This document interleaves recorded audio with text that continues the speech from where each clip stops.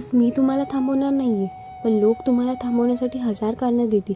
मात्र तुम्ही स्वतःला कधीच थांबू देऊ नका. हॅलो, मी सायली. आपण सगळेच कधी ना कधी कंटाळून म्हणतो, अरे यार खूप कंटाळा आला आहे, खूप स्ट्रेस येतो, आता नाही जमणार, कशाला हवं आहे सगळं. पण त्या क्षणी स्वतःला फक्त एकच प्रश्न विचार, मी हे सुरूच का केलं होतं?